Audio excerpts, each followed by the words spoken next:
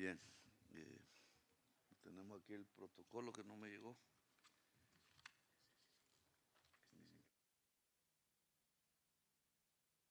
Alcaldesas, alcaldes, representantes y funcionarios que integran la Federación Colombiana de Municipios, el alcalde del municipio de Suachi, presidente de la Federación Colombiana de Municipios, Víctor Julián Sánchez Acosta. Espero que la sede universitaria esté en plena construcción en Suacha. Alcalde del municipio de Girón y vicepresidente de la Federación Colombiana de Municipios, Campo Elías Ramírez Padilla. Director ejecutivo de la Federación Colombiana de Municipios, Gilberto Toro. Senador de la República, Antonio José Correa. Senador de la República, Guío Piedrahíta. Senador de la República, Nicolás Echeverry. Representante de la Cámara, Dorina Hernández. Representante de la Cámara, Gloria Elena Arizabaleta. Asesor, Departamento Administrativo de la Presidencia, José Raúl Moreno. Funcionarios del Gobierno Nacional y de los medios de comunicación que nos acompañan, y en general a todas y todos los aquí presentes. Pues para mí ya es hora de ir haciendo balances. Y más o menos en las intervenciones que he acabado de oír, pues hay una lógica normal, tensión alrededor de un aumento de recursos, es decir, de aumentar el gasto en inversión. El gasto es mirado de manera satanizada en Colombia porque creen que el gasto es, y lo ha sido muchas veces, derroche. Y más o menos así titulan muchísimos días los medios de comunicación, algunos, el derroche. Sin embargo, cuando se llega aquí, cada persona tiene en su mente una serie de necesidades vitales de municipios pequeños, de regiones, de municipios grandes, de ciudades. Y entonces, ¿es derroche o es necesidad? Esa pregunta, eso no se responde en la prensa. ¿Es derroche o es necesidad? Sin embargo, tanto derroche como necesidad implica gasto público. Y ese gasto público tiene que tener una viabilidad, depende de los ingresos de la nación. No se puede, no lo hacemos como gobernantes, imprimir dinero. Y sería un error imprimirlo, dependiendo, pero en general todas las necesidades no las podemos imprimir en dinero porque ocasionaríamos un desastre económico. Las necesidades se pueden solventar en la medida en que crezca la producción. En el fondo, la producción es la base del enriquecimiento de una sociedad, y el enriquecimiento no es más que la superación de la necesidad. ¿Producimos mucho? ¿Producimos poco? Esa es una pregunta que hay que hacer en cada municipio. Cada alcalde debería afrontarlo, la alcaldesa. Obviamente no es de su resorte exclusivo, incluso es más de la iniciativa privada campesina en la mayoría de nuestros municipios, relativamente urbana, en la medida en que crece el municipio hacia la ciudad. Pero, ¿qué tanto ha crecido la producción en Colombia? Esa es una primera pregunta para afrontar el tema del gasto. Y aunque las estadísticas no son las que yo quisiera, indudablemente nos ha ido bien. Ese crecimiento de la producción, sobre todo en agricultura, agroindustria, no en el petróleo, no en el carbón, ahí no hay producción, hay extracción, es muy diferente. En estos 3 años ha sido positiva y se acelera. Se acelera en la medida en que cae la extracción. Y tiene que tener consecuencias en la vida de cada municipio, y creo que hay una estadística, no me puedo más que atener a ella, nadie me puede mostrar una mejor, que la de la disminución de la pobreza. Dani, está bien hecha, está mal hecha, pues válida la discusión, Pero mientras no tengamos más estadísticas o estadísticas diferentes o mejor hechas, esa es la que tenemos. Y por tanto es una guía regional municipal. La pobreza se mide de diferentes maneras. La que más mide la eficiencia de una alcaldía, que no de la nación, aunque participa, es la pobreza multidimensional, por los indicadores que tiene. Son indicadores que son más del resorte de las alcaldías bajo las normas colombianas que de la nación. Ahí está, por ejemplo, la pavimentación de una calle. Generalmente la nación no pavimenta calles, los alcaldes, los municipios sí. Ahí está, y esa la compartimos, el acceso de la niñez a la educación integral. Allí está el empleo, esa la compartimos. Un alcalde no es responsable del empleo per se, es más de las variables macroeconómicas, pero en general la pobreza multidimensional tal cual se mide en Colombia, que es un indicador que viene de las Naciones Unidas, indica, último dato, hace unos 20 días, que ha bajado en todo el país, excepto Bogotá. No está el alcalde de Bogotá porque yo saqué a Bogotá de esta federación, pero entonces no tengo la oportunidad. Pero excepto Bogotá, que hay que analizar por qué, obviamente en Bogotá crece la pobreza multidimensional, crece la tasa de homicidios, crece la exclusión femenina, son datos que eso nunca antes no estaban, era al contrario.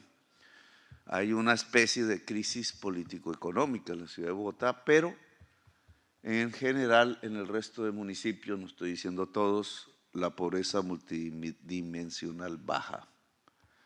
Para que la pobreza multidimensional baje, hay algo que tiene que ver con riqueza económica, se mide en el empleo, y hay algo que tiene que ver con gestión pública y en buena parte local. Y entonces habría que hacerse una pregunta.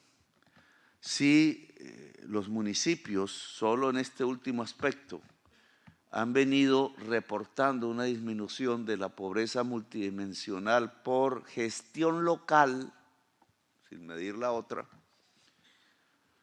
¿qué es lo que ha pasado en Colombia en estos últimos años? O sea, ¿por qué en general, sin medir cada municipio aquí, por qué ustedes han logrado bajar la pobreza multidimensional con gestión local? Y solo hay una respuesta, o tengo una respuesta, ustedes me dirán otras. ¿Por qué este relativo éxito? ¿Por qué no podemos caer en la pesadumbre y en la negatividad de cuando se sabe que se va mal o hacia un abismo? Pues la respuesta tiene que estar en los presupuestos y tendría que estar en los números. Aquí la tensión por un mayor gasto, lógica, pero tendríamos que hacer una evaluación sobre el gasto en estos últimos 3 años municipal. Y dentro de esa partida municipal, ustedes me han dicho que son, bueno, muchos son categoría 6, etcétera, que no generan recursos propios o muy pocos, pues tiene que ver con las transferencias de la nación. Ahora, ¿de quién es el dinero de las transferencias? Es un derecho, digamos, del municipio, ¿cierto? Así se genere y se llegue a las arcas nacionales ese dinero, llega a las arcas nacionales, pues la nación, por una fórmula que ustedes conocen, gira y la plata en realidad llega a los municipios y ahí queda para unos objetivos predeterminados por la ley. Este tema me parece fundamental, alcanzó uno de los alcaldes a verlo, y no estoy hablando del futuro, ahora hablamos porque aquí mi exministro del Interior, Cristo, pues se esmeró en que saliera una reforma constitucional, que obviamente no estamos viviendo todavía. Ahora viene la ley y se vivirá en la próxima década, pero se hizo aquí y con ayuda del gobierno, porque la impulsó, creemos en eso. Ojalá que dentro de 10 años no me cuelguen por haberlas ayudado a sacar, pero digamos, ese es un hecho, pero como es del futuro, quiero evaluar aún sin esa norma, con las normas preexistentes antes de ser alcalde, en términos de competencias y recursos, el SGP, ¿qué pasó en estos 3 años? Aún está pasando en este, y pasará el año entrante, que es mi último año. Pues los datos que tenemos es que crecieron sustancialmente.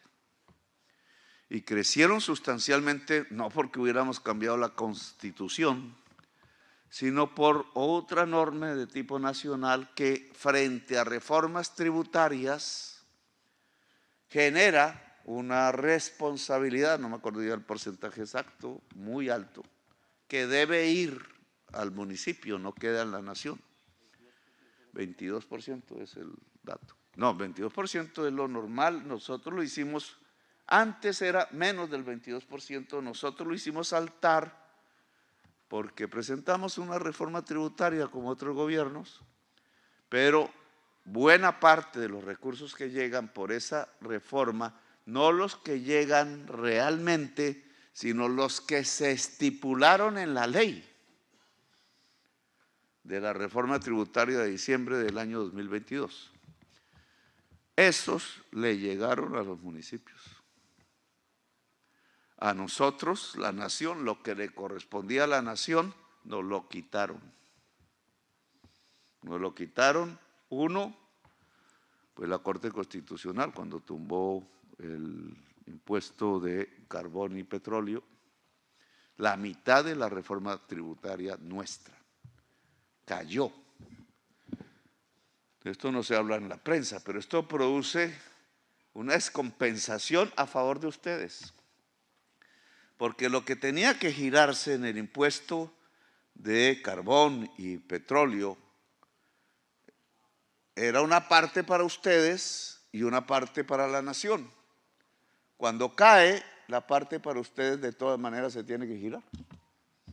Es decir, la giramos sin tener nosotros los recursos que pensábamos iban a salir de ahí.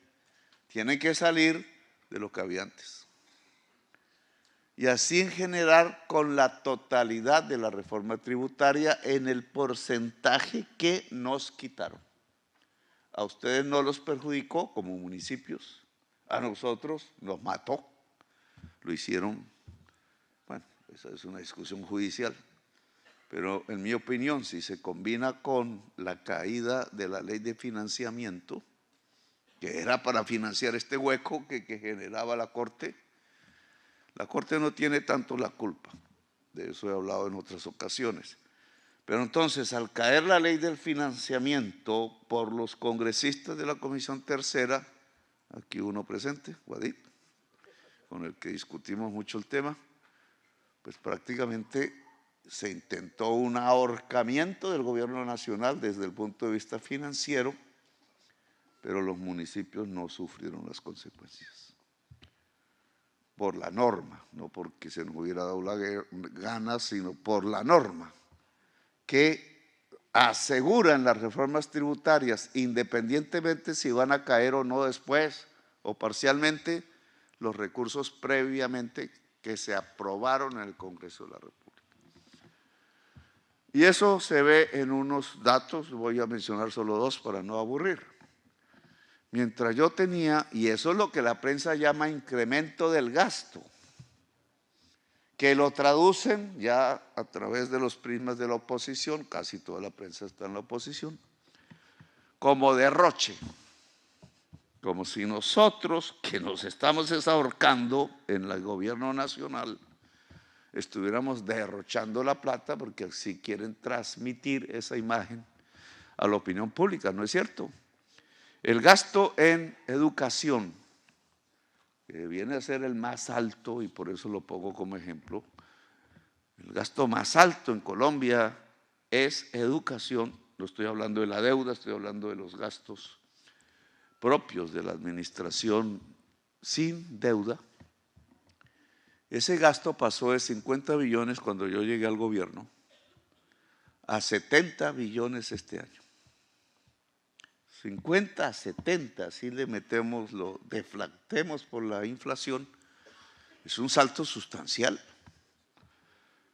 Uno diría en otro país, en precios constantes, pasar de 50 a 70 prácticamente en 2 años y pico, pues tendría que verse en términos de un crecimiento de la cantidad y de la calidad de la educación en Colombia.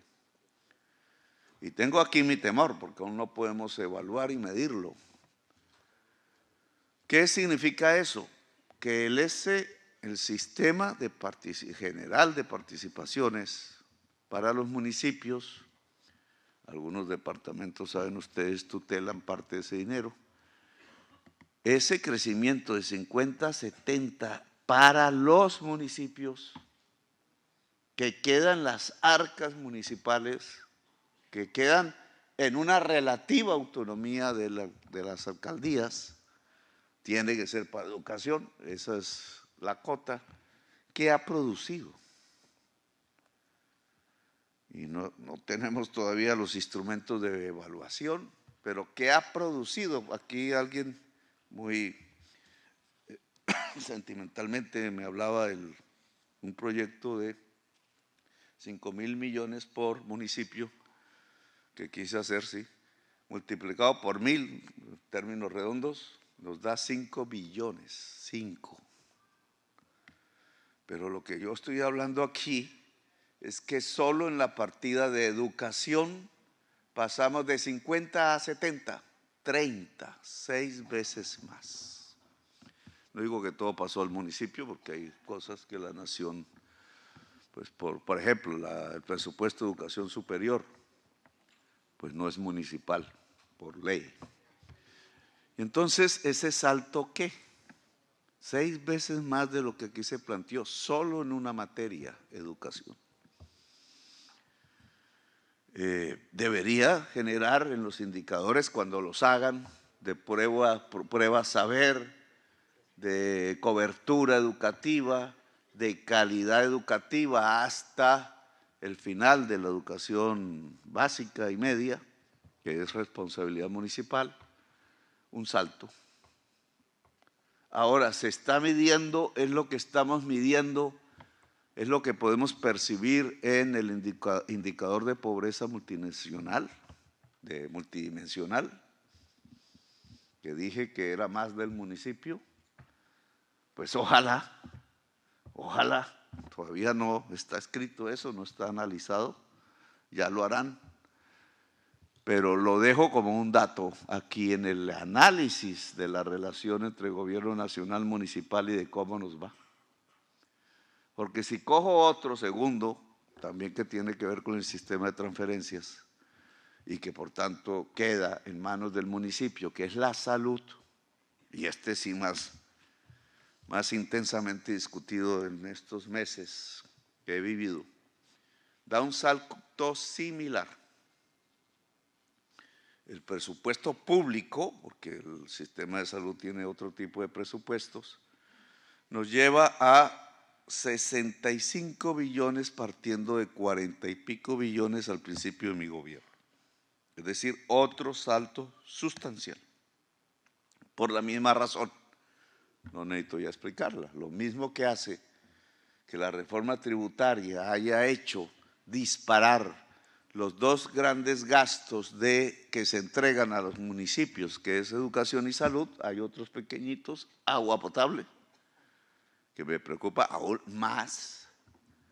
En salud, ¿en qué se ha logrado gastar y en qué ha mejorado la salud de los colombianos y colombianas cuando hemos pasado de un presupuesto público, la mayor parte transferido a los municipios, de 40 y pico a 65 billones este año. Y aquí sí habría que pensarlo más todavía porque no se ve un crecimiento sustancial de la salud, incluso de la calidad, del nivel de salud de los colombianos. Incluso la prensa diría, no, vamos es para atrás. ¿Y por qué? Sin que eso sea totalmente cierto, porque tenemos que tener los indicadores de morbilidad, mortalidad en cada municipio, aún no los tenemos, y ver si hemos mejorado o no. Pero es que ese recurso no llega a los municipios realmente. Y este es un tema de debate, eso no llega a ustedes, ustedes son una mediación para que llegue a las EPS, ¿o no? En el sistema subsidiado que llamábamos antes, y que llega a una serie de EPS que en cada municipio pues tienen nombres diferentes. Algo puede llegar a la oferta, como le llamábamos en el Congreso, que es propiamente la red hospitalaria pública. La inmensa mayoría de los municipios no tiene un gran hospital. La inmensa mayoría de los municipios tiene un hospital de primer nivel que llaman primario, bueno, podemos ponerle los nombres, nosotros lo llamamos primario, y puestos de salud públicos.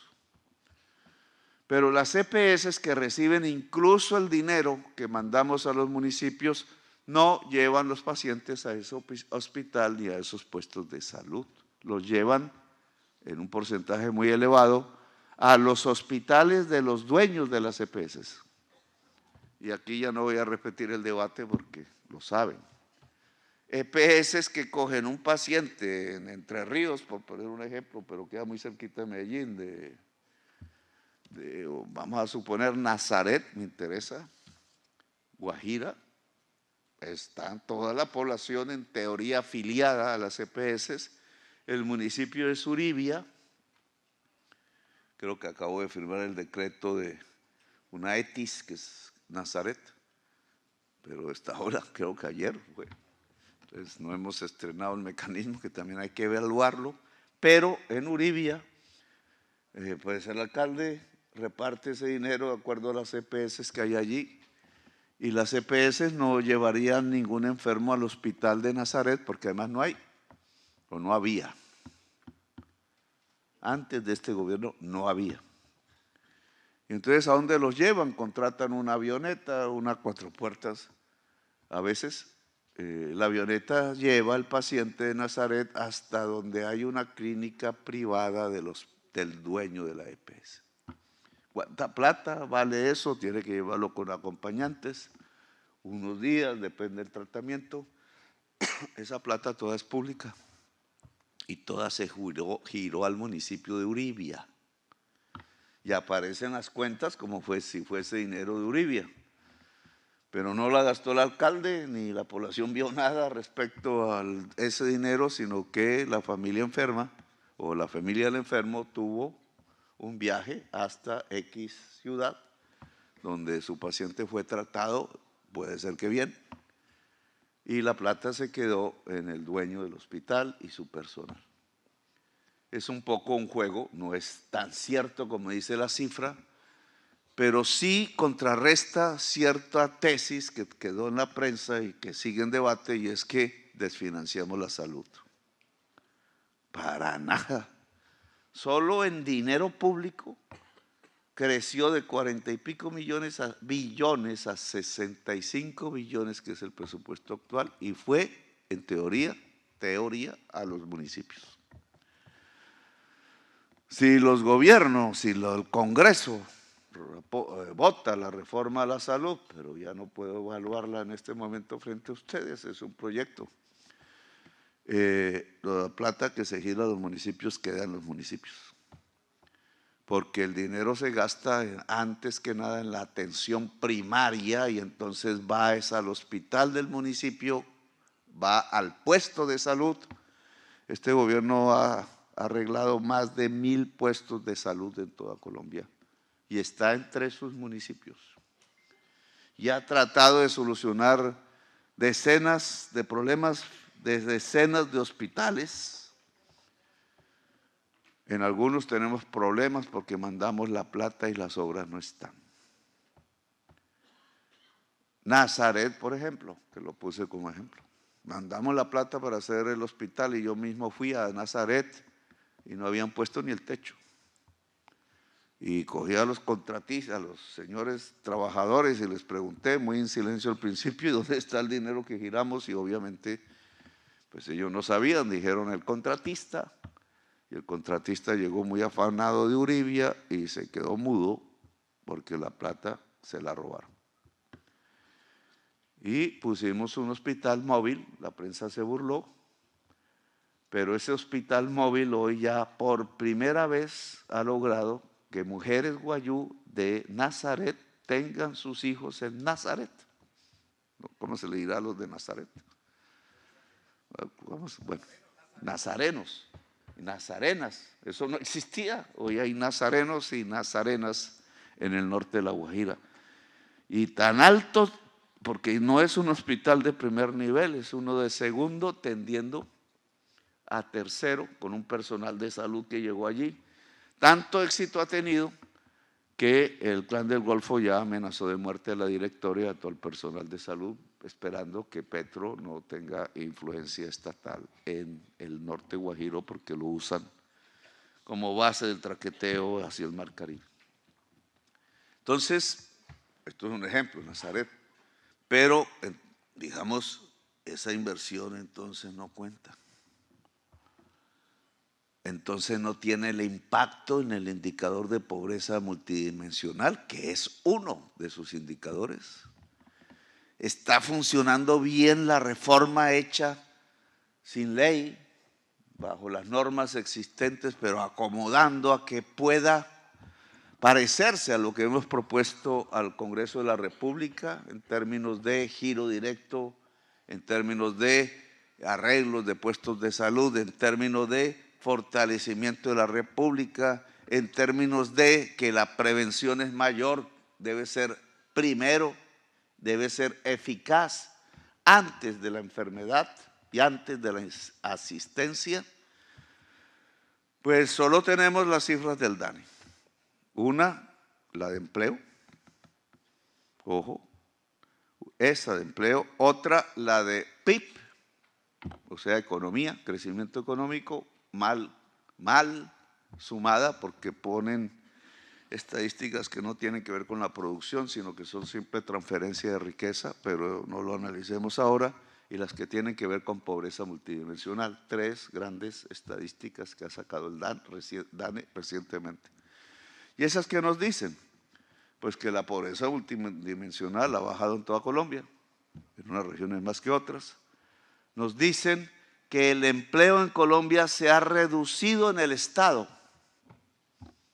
Aquí la prensa se silenció, porque si el Estado, el gobierno nacional está derrochando el dinero y lo está haciendo clientelistamente, como dijeron, para sacar votos en las próximas elecciones, ¿por qué se reduce el empleo en el Estado?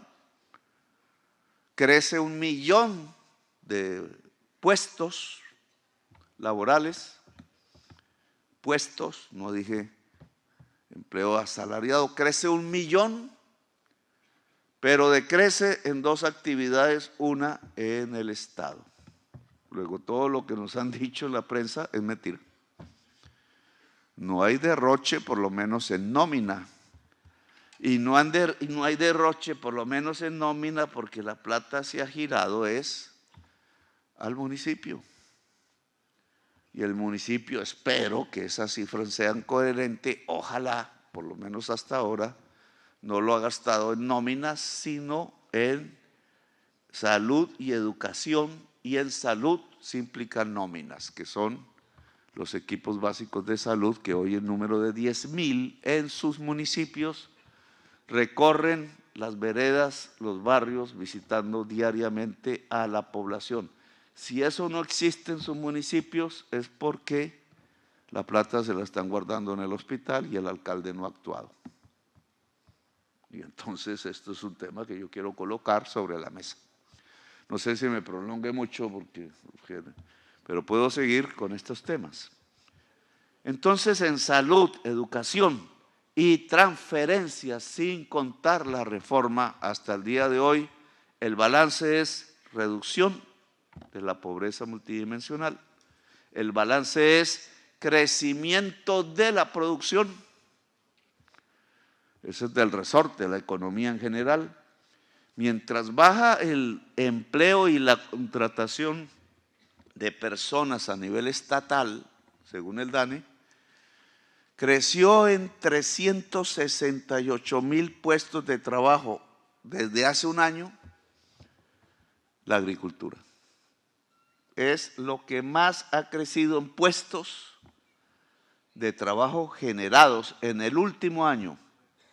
No es cualquier cifra, 368,000.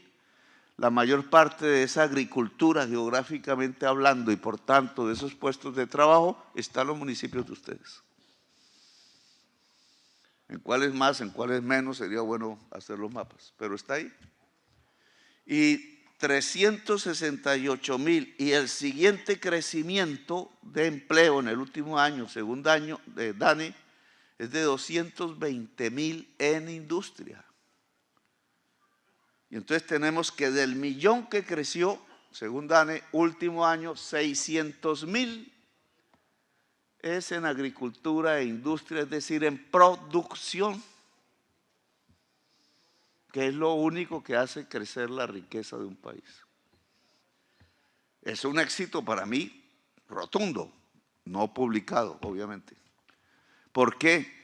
Porque en la campaña presidencial lo que dijimos es que nosotros íbamos a hacer crecer la economía real productiva y no nos parecía que la riqueza de Colombia se podría asentar en la extracción fósil, petróleo, carbón y gas.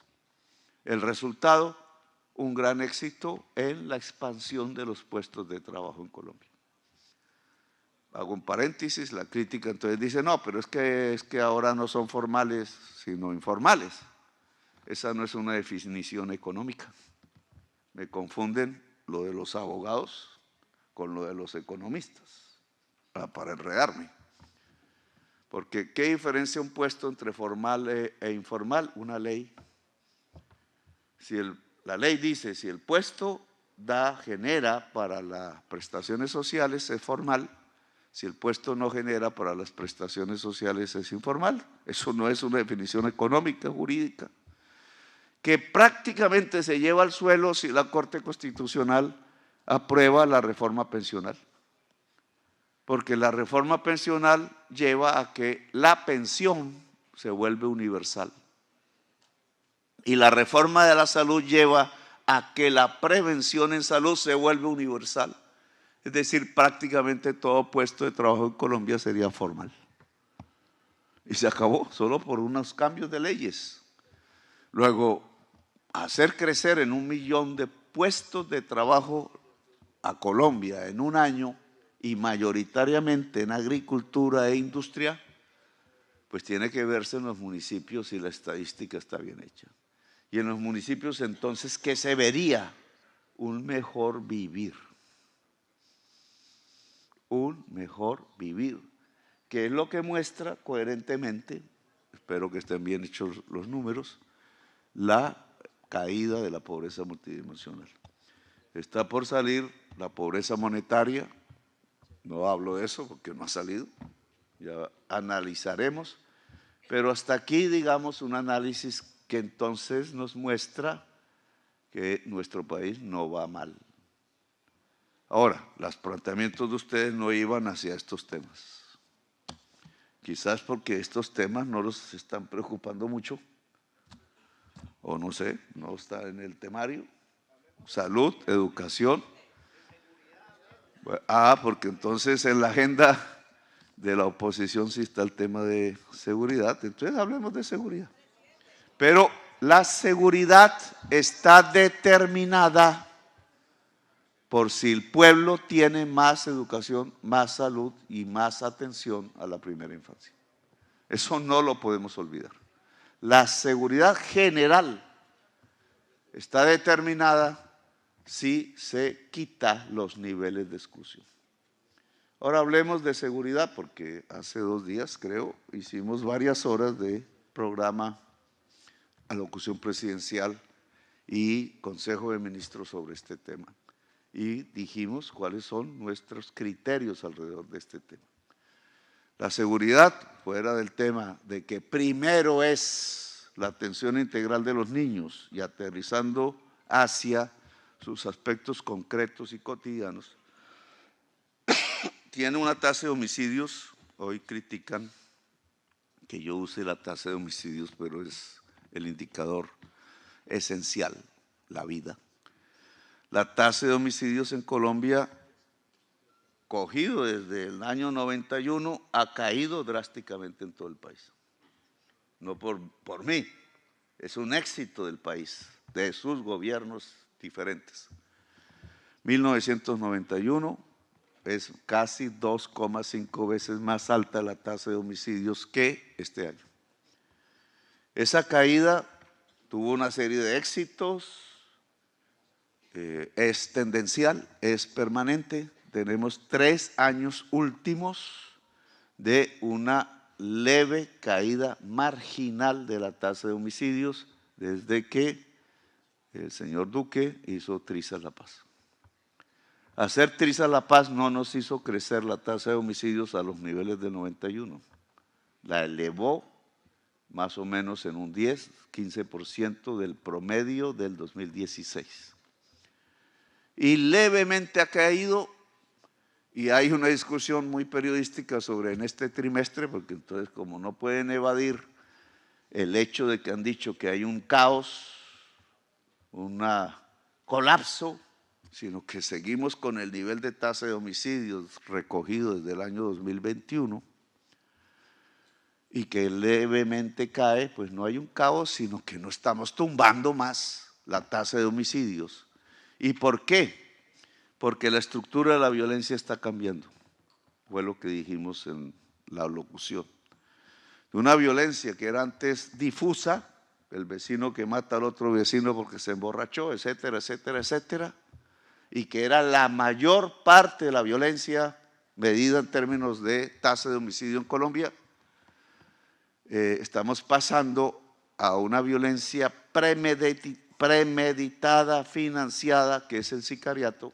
El sicariato también tiene varias causas, pero fundamentalmente son las organizaciones dedicadas a la economía ilícita. De violencia dispersa y de violencia insurgente pasamos a una fase que es la muerte por economías ilícitas, es decir, por codicias.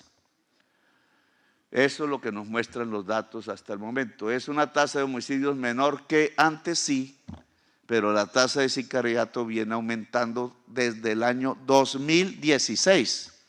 No como dijo una periodista que era de nuestro gobierno, desde el 2016. ¿Por qué aumenta la tasa de sicariato desde el 2016? Porque las economías ilícitas se vienen desplazando, producen guerras sobre ella y hay un cambio en la visión del territorio de esa violencia que teníamos antes. ¿Hacia dónde va ese cambio?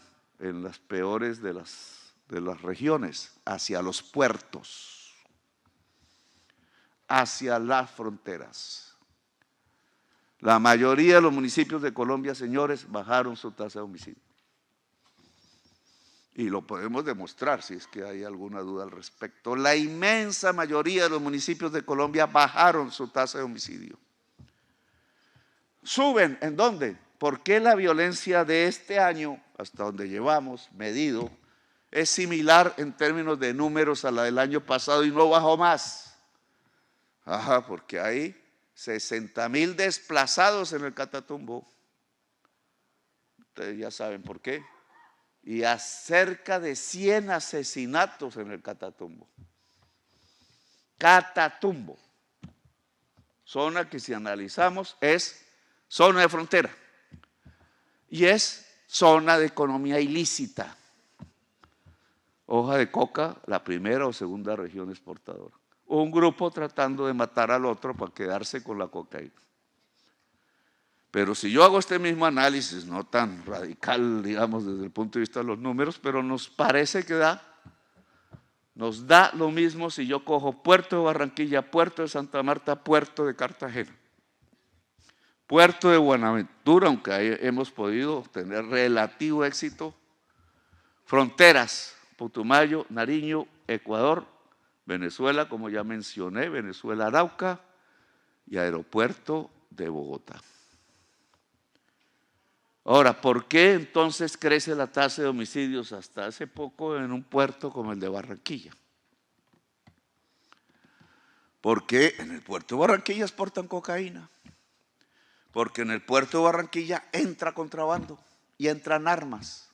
Porque para hacer esa operación logística de llevar al aeropuerto, de sacar del aeropuerto, se necesitan bandas. Y porque las bandas empiezan a tener protección política. Los puertos, aquí me confundió también el tiempo y debo aclararlo, dijo alguien, es que Petro piensa nacionalizar los puertos porque en la locución dije que había que cambiar la administración y creo que me equivoqué, hay que cambiarla, no puedo cambiar la administración porque es un contrato de concesión hecho desde hace años, incluso por ley, pero la vigilancia de los puertos debe ser cambiada, así sea transitoriamente. La vigilancia de los puertos está en manos de la mafia. Las aduanas sobre los puertos pertenecen a narcotraficantes o a contrabandistas. La policía en los puertos la controla la mafia. Y la política local empieza a vivir de esas mafias, que luego se van trasladando a la nación. Las aduanas es una institución nacional, no municipal. O la policía es nacional, no municipal. La Polfa. Y lo que ha determinado este gobierno es que dado que la violencia medida en tasa de homicidios está creciendo en las fronteras y en los puertos y baja en el resto del país, excepto Bogotá, entonces hay que cambiar nuestra política de seguridad en los puertos y en las fronteras, que es en lo que estoy empeñado. Municipios, obviamente hay ahí, alcaldes, etcétera, hemos hablado con muchos de ellos. Un municipio como Jamundí, entonces, ¿por qué? Aunque no tengo las estadísticas de estos meses, pero indudablemente ha tenido como Cali, como Palmira, tasas altas, son de las más altas, en el caso de Cali, de las ciudades del mundo. ¿Por qué Jamundí está bajo el homicidio en formas diferentes? Porque la parte alta de Jamundí limita con el Cauca. Por eso un poco la alcaldesa, que es de Valle del Cauca, administrativamente hablando, pues nos pide que entre al Pacto Cauca. Y tiene razón, digamos, en la realidad, no en la visión administrativa, porque Jamundí en la parte alta va a parar hacia Suárez, creo, Buenos Aires, y Suárez y Buenos Aires limitan con el Tambo y el Tambo limita con el Micay. Y durante años dejaron los narcos en el Micay, hasta hicieron pactos con ellos, hasta que este gobierno llegó y supo que el 60% de la hoja de coca del Cauca está en el Micay, que el caserío, pueblo, como queramos llamar, porque no lo han puesto como municipio, deberíamos ponerlo como municipio, es un corregimiento de Argelia, pues el Plateado era la bolsa internacional de la cocaína en Colombia. Allá llegaban curotas, albaneses, gente con banderas de épocas anteriores, eran simplemente un ejército de la mafia, una banda armada de la mafia. Y no venía hacia Cali, ni venía hacia Bogotá, ni hacia Jamundí urbano, aunque tiene incidencia, sino vas hacia el otro lado, hacia el mar, siguiendo ríos, aguas abajo, el río Micay. Y cuando se llega abajo, un lugar muy hermoso donde he estado, solo hay que coger una lancha escondida por ahí y en 1 hora se está en Buenaventura. Y ya estás llevando la cocaína al mar. Cocaína que se exporta en el puerto de Buenaventura hasta hace muy poco por los mismos funcionarios de la Fiscalía. Porque esas son nuestras realidades. ¿Y por qué pusieron a esos funcionarios de la fiscalía ahí en Buenaventura? Porque sus jefes querían que pasara eso. Y no me alargo porque me meto en otro lío. Otro día hablamos de ese asunto.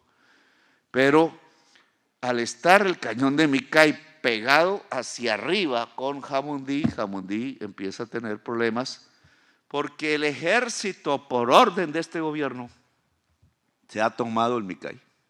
Y por eso nos ponen bombas. Y ponen motos con bombas, etcétera. Por eso hoy mismo pusieron volquetas llenas de explosivos cerca a la represa de Salvajina junto a un batallón. Y por eso ordenan el plan Pistola en el Caribe. Porque les estamos dando muy duro, porque la estrategia de paz total es una estrategia político-militar, no ingenua. Hace que unos grupos con X nombres cada vez más difíciles de retener en la memoria decidan negociar y hace que otros reaccionen matando niños y policías. Porque creen que si matan más policías nos arrodillan y entonces no los extraditamos, no los golpeamos y se equivocan. Los que matan policías están en el Caribe, dominan municipios, dominan políticos, dominan una parte del territorio y obviamente de los delitos. La respuesta que hemos dado es que se olvídense. Con matar policías no arrodillamos, entonces van a matar más y más policías. No, les vamos a coger más y más. 250 miembros del clan del Golfo están hoy presos. Podríamos llegar entonces al problema de las cárceles, que era el último aquí planteado. Pero mientras hay 250 asesinos presos, narcos, traquetos, no hay un presidente que haya extraditado más personas que yo, no me enorgullezco de eso. No hay gobierno que haya incautado más toneladas de cocaína que el mío, de lejos. No hay otro gobierno que haya destruido más laboratorios de cocaína, pero todos los gobiernos anteriores sí tienen muchísimo más campesinos presos, ranchos quemados, golpes, desaparecidos y muertos, llamados falsamente falsos positivos, en esas mismas zonas. Y entonces las cárceles las llenaron por gente, por mucha gente, en un porcentaje, por lo menos 25%, que no debería estar presa. Porque un campesino cultivador de hoja de coca no debería estar preso. Los congresistas creen que ganan más votos aumentando las penas. Eso es un error, eso se llama punitivismo. Eso no sirve para nada. Porque las cárceles las llenaron con los jóvenes que protestaban y les pusieron terrorismo y eso no es escarcelable. Como a EPA, Colombia. ¿Ustedes creen que EPA es terrorista? 5 años presa, vayan, miren los asesinos de verdad y salen primero que ella. Porque ese es, digamos, los errores de un sistema judicial injusto. Y porque la reforma a la justicia, no hemos hablado de eso, que está en el Congreso en este momento, que busca otra concepción de acuerdo con las Cortes, o por lo menos con la Corte Suprema de Justicia, no están dando. Y es que a mí no me interesa tener gente presa ni a la sociedad, los delitos graves, obvio. Pero el delincuente que repare a la víctima, que restaure a la víctima, como EPA, no digo que no sea delincuente, rompió un vidrio público, pero lo puso nuevo. En una justicia restaurativa, esa madre de familia no está presa.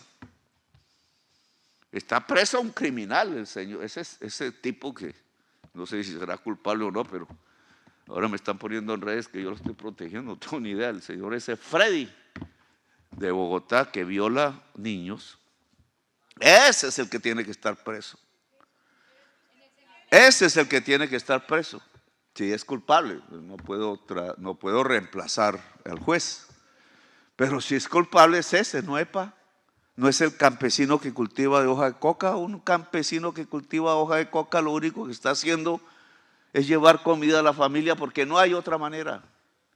Un muchacho de barrio que se le ocurre protestar porque no hay universidad, porque no hay nada, no tiene por qué ser condenado como terrorista. Y por eso tenemos hacinamiento en la cárcel, porque en la cárcel hay los que no deberían estar en miles y no están los que deberían estar.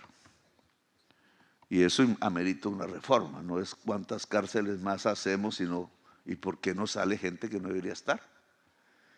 Y tenía que ver con esto que estaba diciendo, pero ya solo para contestar esa última intervención, que es cierta, no podemos tener 20,000, 30,000, 50,000 presos en estaciones, porque entonces la policía queda desanclada como guardias del IMPEC. Pero entonces la salida es que entonces la nación haga las cárceles, y la nación se pone a hacer las cárceles cuando en 10 años, y voy a terminar con esto, en 10 años gracias a la reforma constitucional, cada año más, claro, no le responde a los alcaldes actuales, pero cada año más los municipios, las alcaldías de esos municipios van a recibir lo que hoy es un 22% más o menos, a un 39% de los ingresos corrientes de la nación. No sé, eso habría que hacer ya los cálculos de flujo anual de dineros probables, pero ustedes saben qué pasa en un municipio que en vez de recibir el 22% de los ingresos corrientes, no el 22, lo que hoy recibe, casi duplica en 10 años, en términos corrientes, los ingresos que la nación les va a girar. Eso, en mi opinión, es una revolución. En mi opinión, vale más la pena ser alcalde que presidente. Yo fui alcalde y también presidente, entonces ya sé cómo es la vaina. Pero en mi opinión, si la plata va a ser girada, el presidente de esa época, en 10 años, le toca pagar la deuda y financiar la policía y el ejército, y ahí ya se le acabó lo que le queda.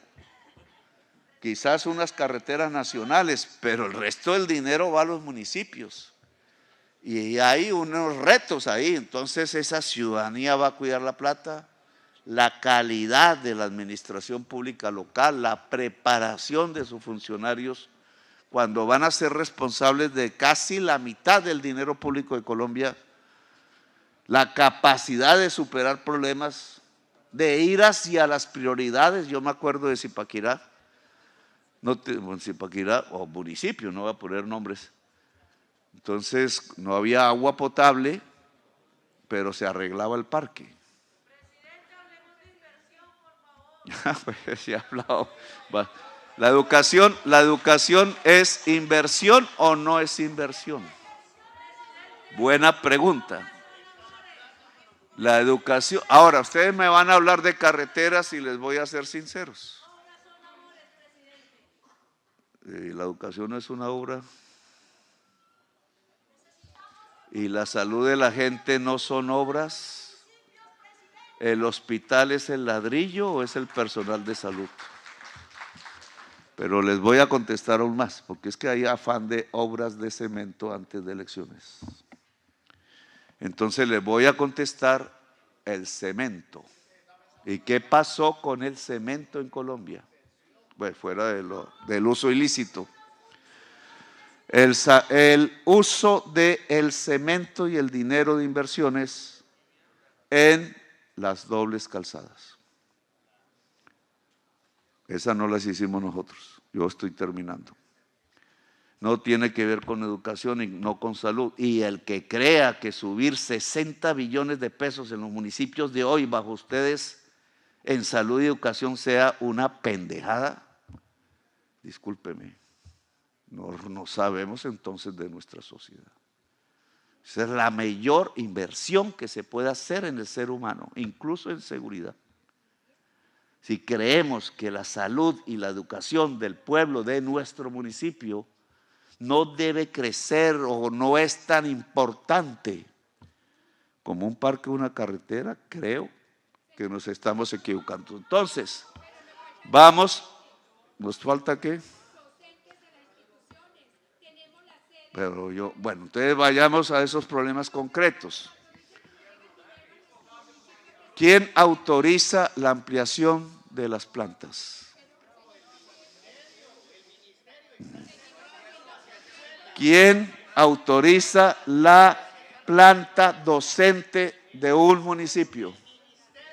No, yo ya he pasado por todos los municipios y tenemos las autorizaciones del ministerio y no se vuelve realidad porque queda paralizada las secretarías de educación de los departamentos. ¿Y por qué queda paralizada en las secretarías de educación de los departamentos? Vamos a poner ejemplos concretos. Nosotros hemos dado la orden de miles de profesores de historia. Ley de la República, incluso no es mía, es de Santos, pero se reprodujo en el plan de desarrollo. ¿Dónde están las plantas de personal en los municipios de profesores de historia? Voy a poner otra ley. Bueno, pero entonces es que estamos en una descoordinación. Porque si el gobierno nacional a través de las leyes, que es como puede hablar, su plan de desarrollo, que hay que leerlo, lo que dijo es vamos a ampliar en el terreno de la educación media y básica, dijo profesores de historia, profesorado en cultura, música y artes, profesorado en matemáticas y programación de computadores, profesorado en educación física. Bueno, pues la plata se puso. Todo el Ministerio de Educación ha convocado alcaldes. El Ministerio de Educación ha convocado alcaldes para ampliar los programas en historia. El Ministerio de Cultura lleva cuántos miles de profesores en cultura. Averíguame ahí exactamente. Van 2,000 y pico. El Ministerio de Educación Física ha propuesto, el Ministerio de Deportes ha elevado las plantas de profesores de educación física en los colegios en cerca de 2,000. Hay más de 5,000 y debería haber un esfuerzo y he aquí el problema. Déjenme terminar, he aquí el problema en que al saltar el presupuesto de educación de 50 a 70, como les dije antes, no, la plata para los profesores no estaba en el presupuesto que se queda en la nación, que es poco. Esa plata era con la que había que financiar el nuevo profesorado que la ley permite tener. Y entonces me hago una pregunta, que es la que me preocupa y que no puedo medir en este momento, solo pude mostrar las cifras de las que disponemos. Si aumentó el presupuesto de educación, que la mayor parte se traslada a los municipios de 50 a 70, ¿no hubo ampliación de las plantas docentes? Vuelvo a repetir, el presupuesto de transferencias se pasa, y casi que religiosamente, de la nación a los municipios. Bueno, pero acabo de recibir casi que una afrenta cuando dijo que los departamentos no aprobaban los. De 50 a 70. Cuando ustedes preguntan, ¿para qué es esa plata? Pues es para tener más profesores, obviamente también más infraestructura, pero sobre todo para tener más profesores. Si mi gobierno hizo saltar de 50 a 70, ¿por qué no hay un salto en la planta de profesorado enseñando más en tiempo y en espacio a los niños y niñas de Colombia? ¿La plata dónde está? Porque la plata salió de la nación. Bueno, entonces dividamos los municipios como es. Los municipios que no tienen autonomía en el manejo de estos recursos que hablo, sino que los tiene el departamento. El departamento ha girado y ha hecho las plantas docentes mencioné los que la ley hoy permite adicionales a los municipios, o la plata de las transferencias salidas de la nación, entregadas a los municipios, pero parte en los departamentos, no fue eficiente y no se convirtió en profesores y profesoras. Tema a evaluar, porque esto sí sería un dato más grave que regalías, más grave que regalías. Y yo me comprometo a que haya una auditoría que nos permita mirar si el gran esfuerzo de la nación hecho en salud y educación, salud ya sabemos que es un tanto diferente, son EPS, realmente fue invertida en el crecimiento de las plantas docentes de Colombia y por tanto en el crecimiento del nivel promedio de conocimientos de los niños y niñas en Colombia. Porque eso tiene que reflejarse en eso. Bueno, no sé, yo te dejo. ¿Podemos seguir? Dile aquí a nuestro coordinador de la federación, porque no sé quién modera. No, toca una improvisación moderando aquí. A ver, señores alcaldes y alcaldesas, a ver, vamos a hacer una cosa. Primero preguntémosle al señor presidente, de acuerdo con su agenda, ¿cuánto tiempo más podemos estar y a cuántas personas, señor presidente, cuántos alcaldes o alcaldesas usted podría darle la palabra y nos ordenamos? Pero hablar todos a la vez creo que no es una buena forma de dialogar. 5 preguntas, puede ser, y contesto, y ahí quedo, que ya me estoy quedando. Listo, perfecto. Entonces, vamos a hacer… Señores, con calma, con calma. Vamos a hacer lo siguiente, que esto va a tener que ser a dedo. Perdón. Vea, si no nos organizamos, el señor presidente no va a poder atendernos. Entonces, les pido un favor. Listo. Y nos piden que por favor se queden en su puesto, que el personal de la Guardia Presidencial va a llevar el micrófono. ¿Quién va a hablar de educación? No, no todos, tiene que ser uno.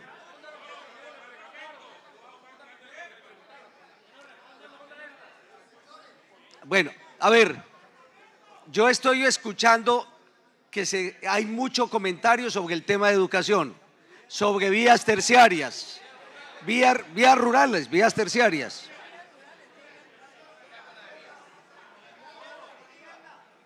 Bueno, perdón, uno de ustedes 4 habla porque no pueden ser los 4. ¿Cuál de los 3, de los 4? El alcalde que está adelante, por favor.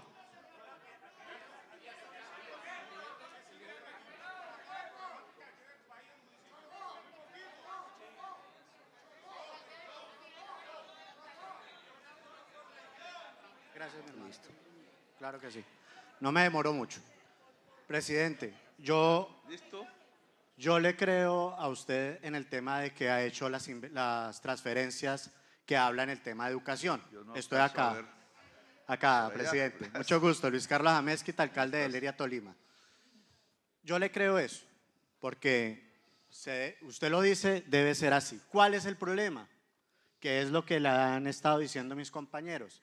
Hoy, por ejemplo, me trasladaron 3 docentes del municipio a otros municipios y mis niños se quedaron sin profesores.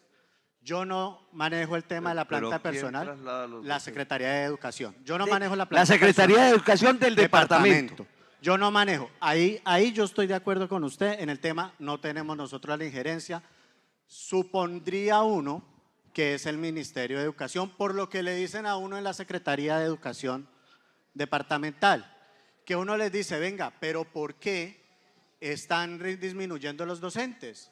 Y le dicen a uno, es por la cantidad de niños que hay en su colegio. Y nosotros, entonces, por ejemplo, en las veredas, los niños no tienen derecho a tener educación. Obvio. Totalmente. Entonces, ¿qué están haciendo con la plata? La Secretaría de Educación se lava las manos con el Ministerio de Educación diciendo que ellos son los que no le permiten ampliar la planta personal y los Paganini somos nosotros en el municipio donde le tenemos que dar la cara a nuestros niños y niñas y a los papitos porque se están quedando sin educación. Tenemos un problema gigante en la educación rural, presidente, no solo en mi municipio, sino en todos los municipios del Tolima. Nuestros niños se están quedando sin docentes y estoy seguro que en todo el país se están quedando sin docentes. Entonces, ¿qué es lo que yo le propongo a usted, presidente? Desde el Ministerio de Educación, pongámonos en cintura, pongamos las secretarías departamentales, municipales, que son, algunas son certificadas, ¿sí?, en cintura, y brindémosles toda la oportunidad para que esos 20 billones que usted está enviando de más se inviertan en los docentes y en los niños de nuestro departamento y de nuestro municipio, de nuestro país. Muchas gracias, Dios los bendiga. Bueno, le vamos a dar la palabra al señor alcalde de Santiago Putumayo.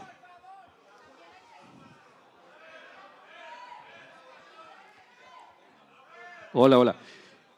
Presidente, acá, el departamento del Putumayo somos 13 municipios y el proceso de paz no puede dividirnos entre productores de coca y no productores de coca.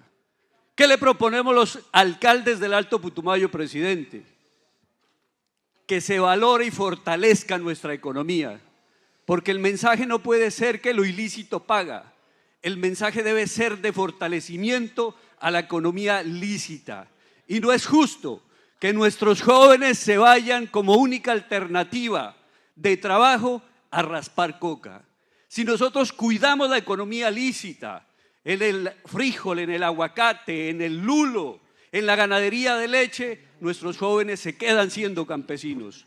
Presidente, que los municipios del Alto Putumayo pertenezcan a municipios PEDED, porque también hemos padecido la violencia cruda que se sostuvo con las FARC. Solo ese favor, presidente. Usted es nuestro presidente y le pedimos, inclúyanos en municipios PEDED. Muchas gracias. Bueno, muy bien.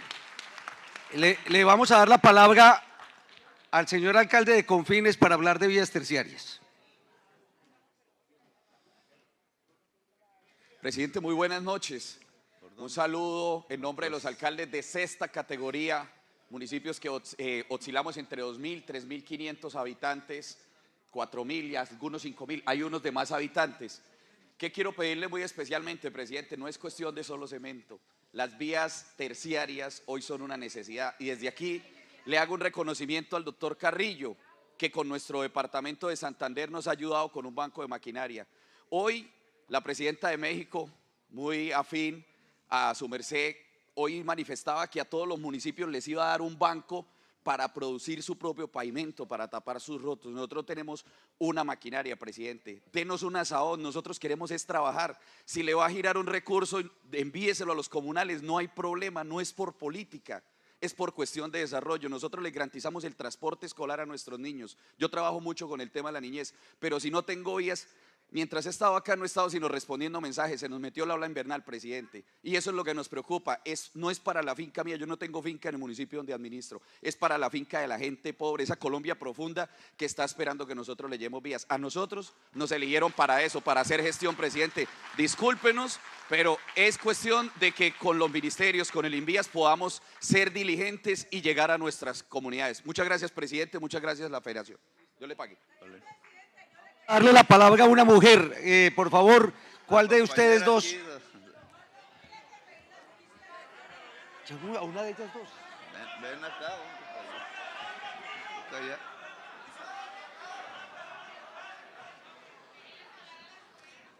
Pues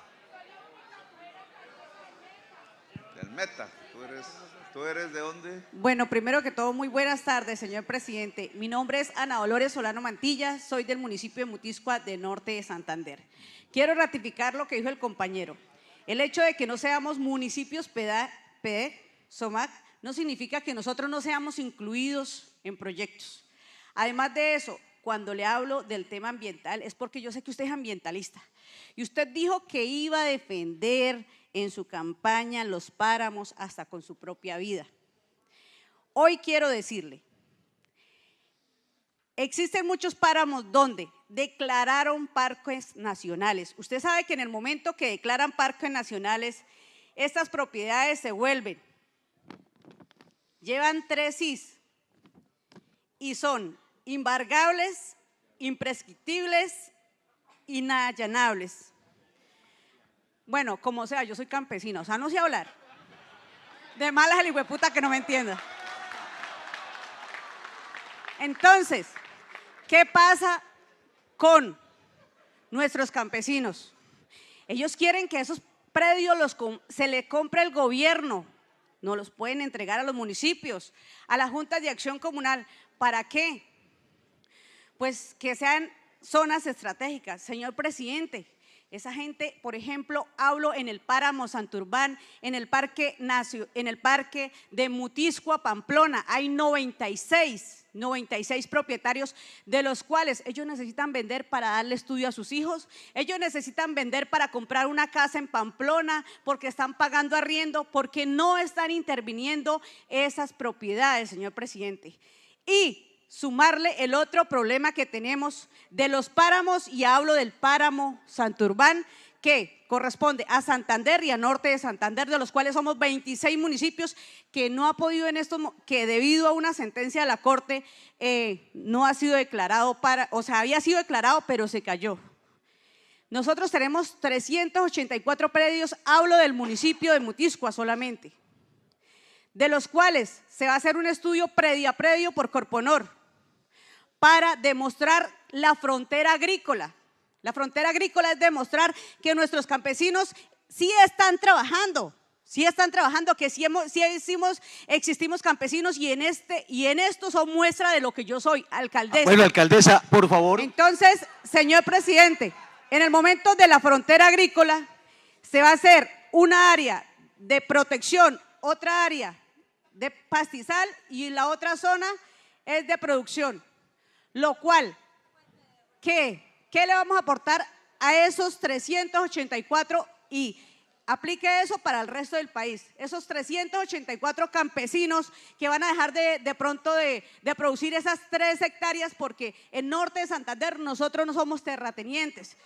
O sea, ¿qué ayuda se les va a dar a ellos? Además de eso, señor presidente, y me perdonan, alcaldesa, les voy a sí te decir vamos algo. a pedir un favor. Quiero, mire, ya que existe, tenemos que tener un límite ya que de tiempo. existe, no, sí, pero ya que existe aquí mujeres que dicen que están en el Congreso y hombres que dicen que están en el Congreso, bueno, ¿dónde está la ley para que los servidores públicos, incluyéndolo a usted que lo han tratado de todo, o sea, nos proteja de las redes sociales como nos están tratando? Ayer lloraban mujeres diciendo que les dicen que mudas, que les dicen de todo. ¿Y dónde está? O sea, creen una ley donde se castiguen las cosas. O sea, nadie se ha puesto los pantalones, póngaselo usted. Eso es una forma de violencia.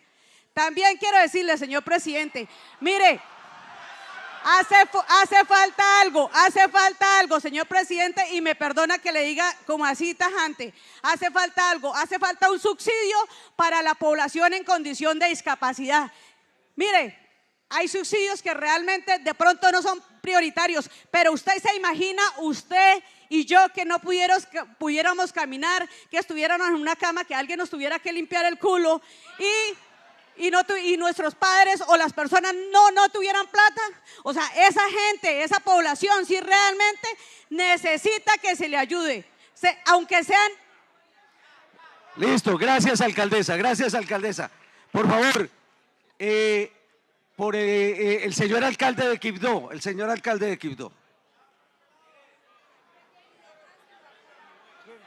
Velo aquí.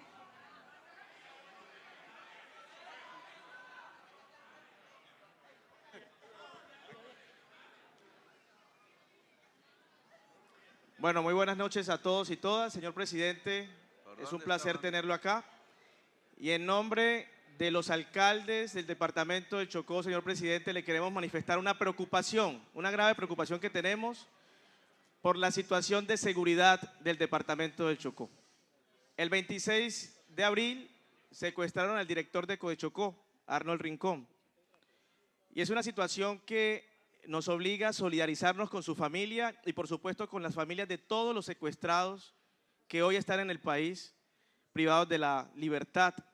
Y es una situación que nos preocupa mucho porque como servidores públicos sentimos que no podemos llevar a cabo nuestra labor a cualquier rincón del departamento. Digamos, no podemos movilizarnos con tranquilidad, no podemos llegar a las comunidades rurales, ni siquiera en esa vía que era vía nacional tenemos seguridad, señor presidente.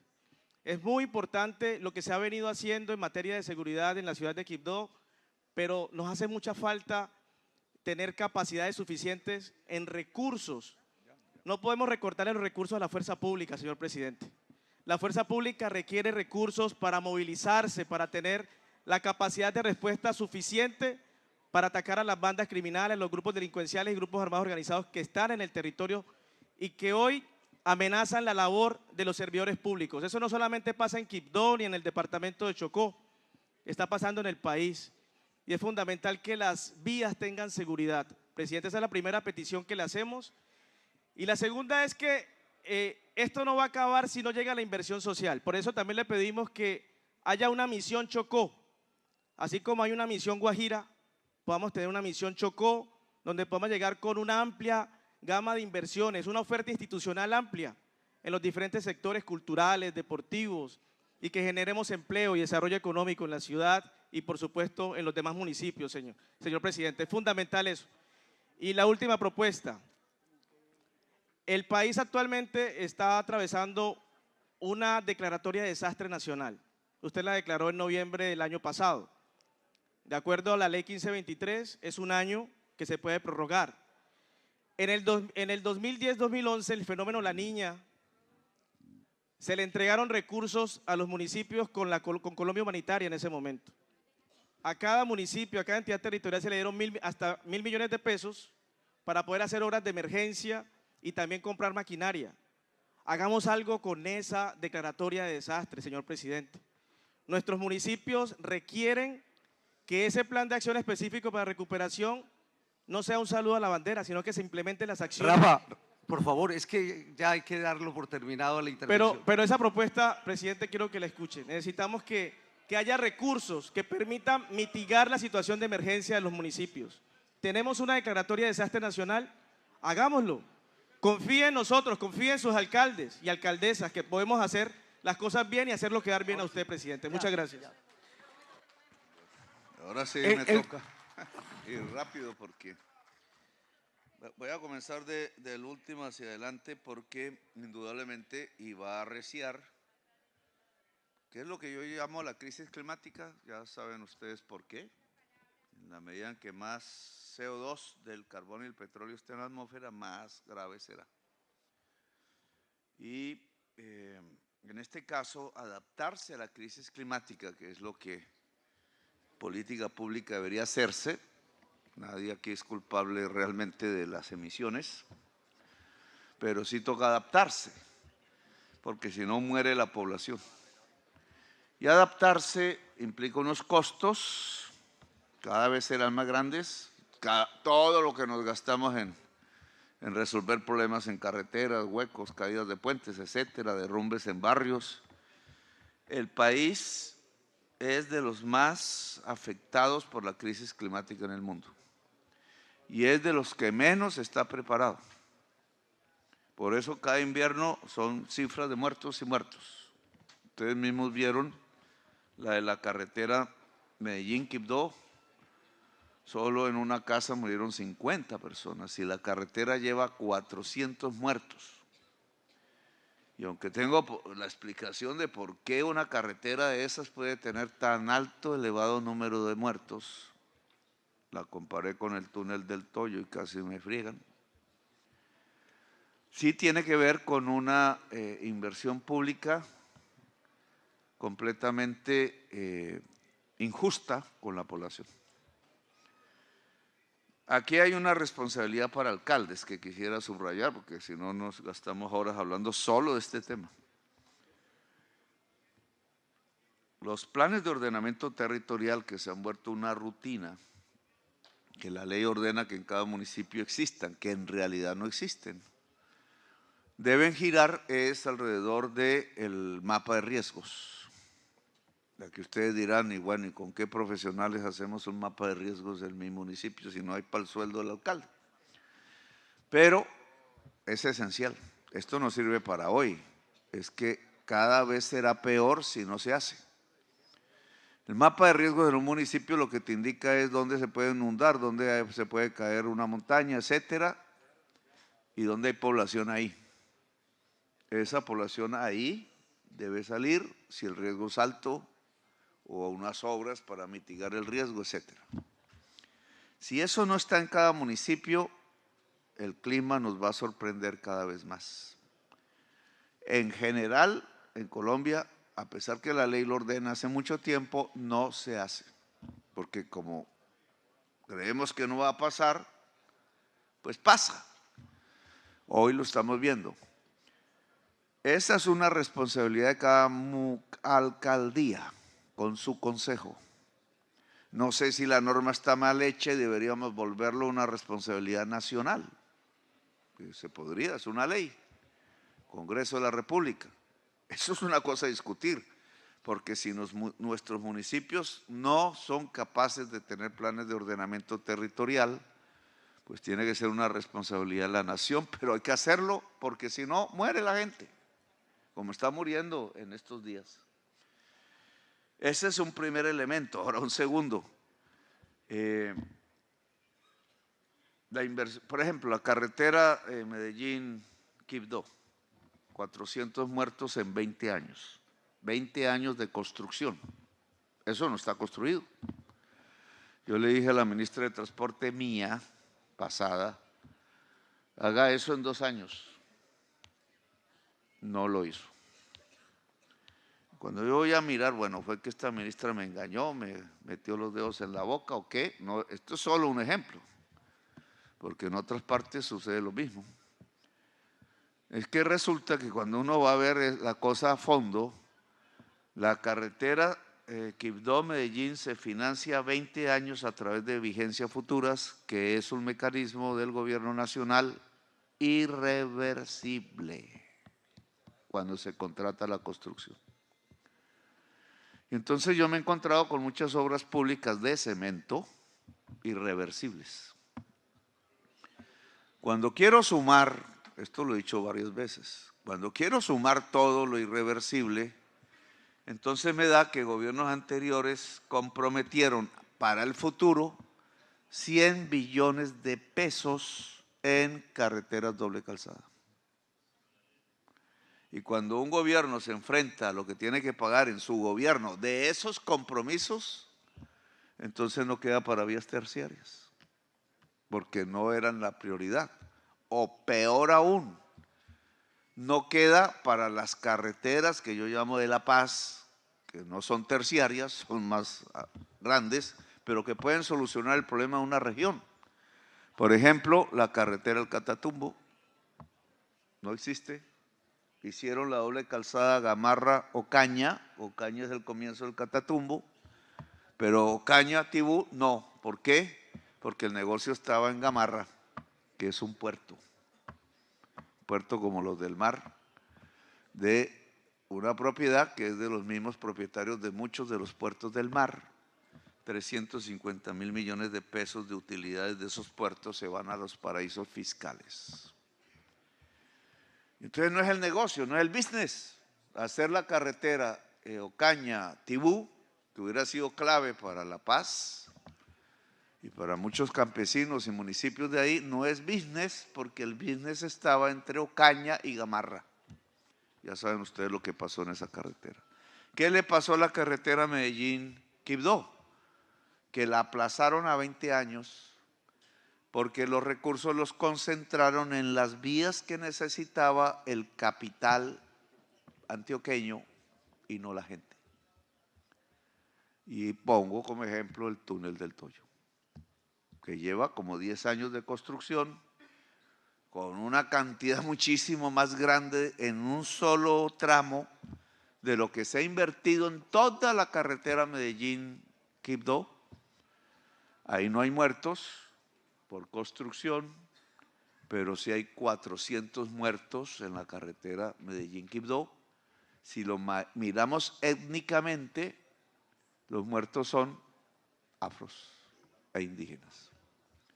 No le interesa a los gobiernos del centro, sino las grandes obras alrededor del poblado Río Negro, aeropuerto, etcétera, o o en Bogotá las del centro, las del norte. O la carretera Medellín, que nos viene esclavizando presupuestalmente desde hace tiempo, porque con Luis Carlos Sarmiento hicieron un contrato en donde se cae la carretera, según los estudios geológicos, es responsabilidad del Estado. Y responsabilidad, pues que déjame terminar porque si no. Entonces, digamos, lo que tenemos es una inversión a 20 años comprometida ya, en donde el dinero no va para las vías terciarias, no va para las carreteras de La Paz, o peor aún, no va para el agua potable. ¿Cuánto vale solucionar el agua potable de toda Colombia? Vice, cada vez me dan datos diferentes y cada vez estoy más asustado de la calidad del Ministerio de Vivienda.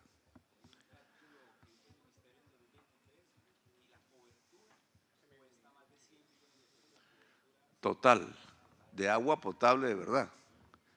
Bueno, entonces aquí hablamos de unos acueductos. Si la cobertura total para que toda Colombia tenga agua potable de calidad vale 100 billones, y como todas y todos saben, sin agua potable no hay vida o no hay salud, ¿por qué no se invirtió las vigencias futuras en ese agua potable y sí se gastó 100 billones en carreteras de doble calzada? ¿O es que la población no importa?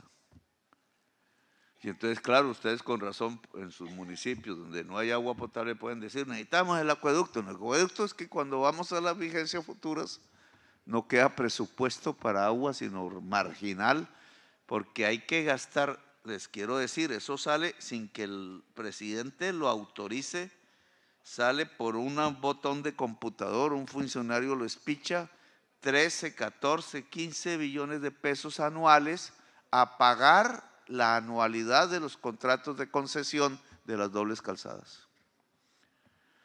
E incluso no gastan esa plata, sino que quedan los fideicomisos de los bancos de los dueños de las concesiones. Por ejemplo, la carretera Mulaló-Lobo Guerrero, que no han hecho un metro desde hace muchos años, esto no es de ahora. Resulta que tiene los 2 billones que se ha girado desde la nación en los últimos años guardados en el fideicomiso que queda en el Banco Aval. Y el dueño ni siquiera nos devuelve la plata. Puede que haya un pleito por el contrato y todas las cosas que pasan, pero ¿por qué la plata está allá? Si la gana el otro, pues toca girar, pero ¿por qué la plata está guardada? Y muchas carreteras que se podrían hacer con esa plata, o si lo ponemos en caminos vecinales, por lo menos 20.000 kilómetros se podrían hacer, no se pueden hacer porque la plata está guardada, por contrato queda guardada, y si un funcionario ordena al banco sacarla, pues se va para la cárcel. Entonces aquí tenemos un problema de injusticia que existe y no se cambia porque la ley no se cambia, y la ley no se cambia porque las mayorías del Congreso pertenecen a otra manera de pensar. Hay otros temas, pues aquí habían planteado lo de las carreteras terciarias, pero por eso me extiendo en este tema. Los páramos son un conflicto social. Los campesinos que viven en los páramos, que son varios miles de familias, que yo me he reunido con ellas allá en Santander, en García Rovira, la provincia, los campesinos exigen que no salgan del páramo, porque han vivido allí por generaciones. Estos campesinos llegaron al páramo porque nunca les dieron tierra fértil abajo y no tuvieron otra oportunidad de sobrevivir que volverse paramuno. Hay unas producciones en el páramo, pero muchas de ellas depredadoras. El páramo es la única lugar donde sale el agua líquida de Colombia. Ya no hablo de potable, de líquida. El caso Bogotá, otra vez no, yo saqué la ciudad de capital aquí, entonces no tengo oportunidad, pero el caso del agua de Bogotá es que ya no llegan los ríos voladores de la selva al páramo, y porque es el páramo el único que puede volver ese vapor agua líquida, y eso se vuelve ríos, etcétera, o embalses, como en el caso de Bogotá, pero ya no llega el agua. Bogotá no ha solucionado el problema, lo que pasa es que el efecto de levantar el racionamiento hace descansar la opinión pública, pero hay cada vez menos agua, porque hay cada vez menos selva. Esa es y porque hay cada vez más urbanización y business alrededor de la urbanización. Entonces, esos páramos hay que cuidarlos como un tesoro y pueden ser afectados por la crisis climática, porque si se eleva 4 grados centígrados promedio, porque se elevó 2 en la parte baja en promedio, los frailejones pueden dejar de captar el agua. Y entonces ahí necesitamos un campesinado que cuide el páramo. Si el campesinado mete ganado o siembra papa, pues se está acabando con el páramo. O saca oro, como en el caso Santurbán, que ya no es ni siquiera el campesinado, sino una multinacional, pues se acaba el agua. Y son 2 millones de personas que tienen agua que viven del agua que se genera en el páramo. Entonces, indudablemente sí tiene que haber protección y tiene que haber un acuerdo con el campesinado de tal manera que el campesinado que quiera salir de ahí tenga tierra fértil, o el campesinado que se quiera quedar ahí, su actividad sea convivial con el páramo, no contra el páramo. Y tiene que la nación proteger los páramos de cualquier explotación minera o destructiva de los páramos. Pues yo tengo ya conflictos en Santurbán, porque yo defiendo el páramo de Santurbán de la minería y se ha frenado hasta el momento, digamos, con la extranjera. En otros páramos tenemos más líos y peores. Pero, digamos, usted tiene razón en que debe haber una política específica de páramos y la hay, solo que debe contemplar el acuerdo con la población, porque si va contra la población no sirve la política. Como debe haber en la selva amazónica, hay un fondo de 600.000 millones de pesos relativamente quieto, porque no se están haciendo pagos a los campesinos para lograr que en vez de tener potrero tengan selva. Eso tiene que ver con el Putumayo. Bueno, digamos, la política del Putumayo de cultivos ilícitos no es solamente tumbar selva, sino es como en las áreas donde hay cultivos ilícitos se siembra selva y se vive de sembrar selva. Y el fondo de dinero existe. Es posible que el pacto Putumayo nos permita mostrar un camino que, desarmando la violencia y quitando la economía ilícita por economía lícita, y es cierto, hay que proteger la lícita. Entre lícito y ilícito solo hay una I. ¿Cómo se quita esa I y se llega a la paz? Quitar la I es la llave hoy de la paz. Pero ¿cómo se quita la I? Pues tiene que lo lícito ser más poderoso, más rentable, mejor, y entonces hay sustitución de lo ilícito a lo lícito. En algunas cosas la ley debería volver lícito lo ilícito. Por ejemplo, en el caso del cannabis. Entonces tenemos los Estados Unidos llenos de cannabis. Murieron no sé cuánta gente por la lucha por el cannabis.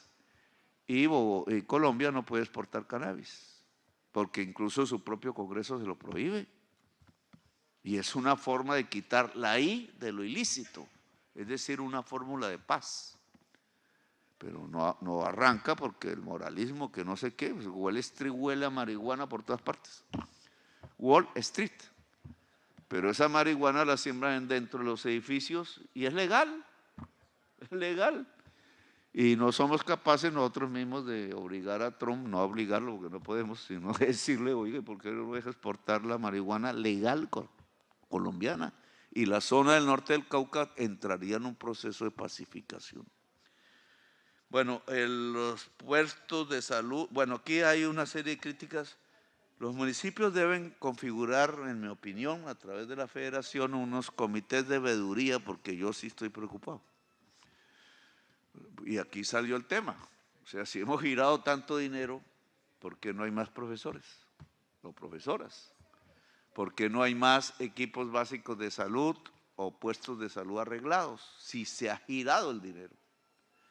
Y yo creo que sí debe hacerse una auditoría y una mirada a los números y en detalle, para que no salgamos con la amargura que sale, por ejemplo, del uso de las regalías. No, que fueron 19 billones en no sé cuánto tiempo, pero se las robaron. Eso no puede suceder con el dinero de los niños, de las niñas y de la salud de los colombianos. A mí me toca ya ahora sí partir, entonces les agradezco mucho su atención. Se mantuvieron casi las mayorías de los alcaldes aquí presentes y ese ojalá sea un indicador político.